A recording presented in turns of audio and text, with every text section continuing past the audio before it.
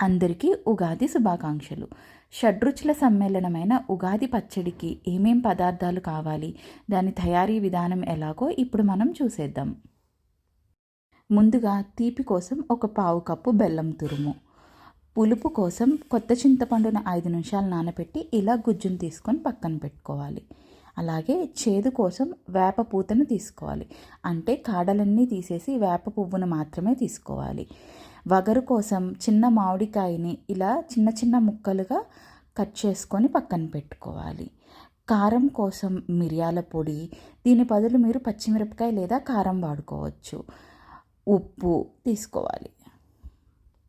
ఇప్పుడు తయారీ విధానం చూద్దాం.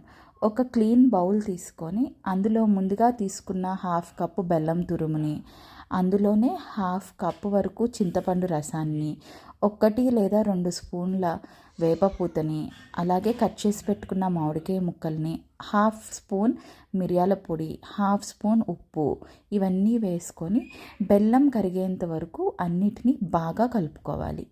అంతేనండి, మన ఉగాది పచ్చడి తయారైపోయినట్టే. శాస్త్రం ప్రకారం చేసే ఉగాది పచ్చడిలో కేవలం ఇవి మాత్రమే వేస్తారు. కానీ ప్రాంతాన్ని బట్టి, మీ ఇంట్లో అలవాట్లను బట్టి మీరు అరటిపండు, దానిమ్మ గింజలు, ద్రాక్ష, లేదంటే బాదం, జీడిపప్పు, పుట్నాల పప్పు లాంటివి కూడా వేసుకోవచ్చు. మీరు ఎలా తయారు చేసుకుంటారో నాకు కూడా తెలియచేయండి. అలాగే నా ఛానల్ని సబ్స్క్రైబ్ చేసుకోండి. Thank you. మరొకసారి అందరికీ ఉగాది శుభాకాంక్షలు.